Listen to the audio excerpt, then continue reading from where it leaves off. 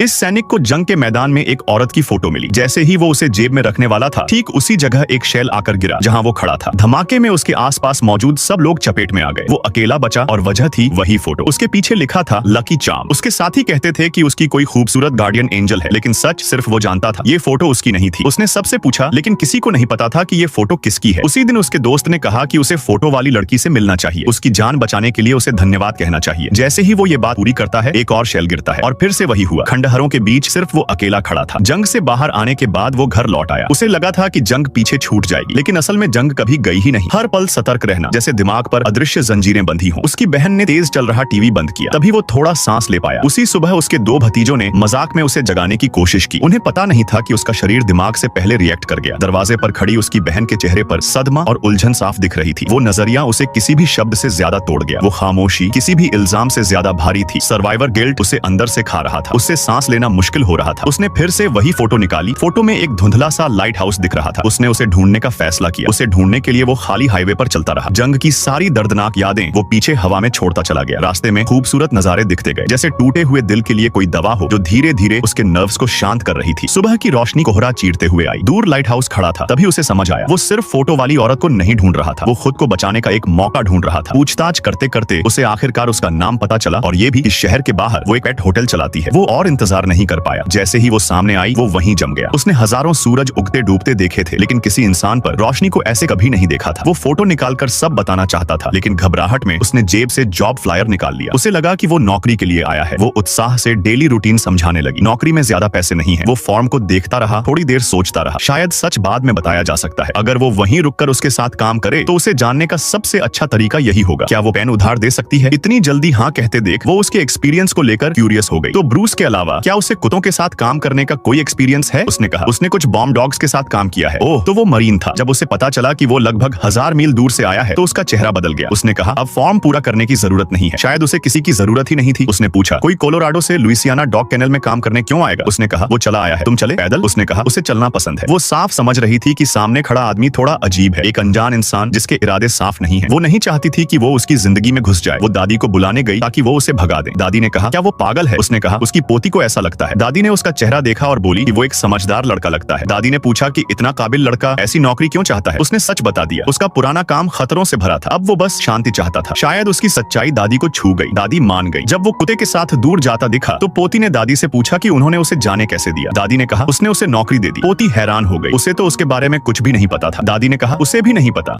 तुम्हें तुम्हारी माँ की कसम है। वीडियो को लाइक करो और चैनल को सब्सक्राइब करो। धन्यवाद।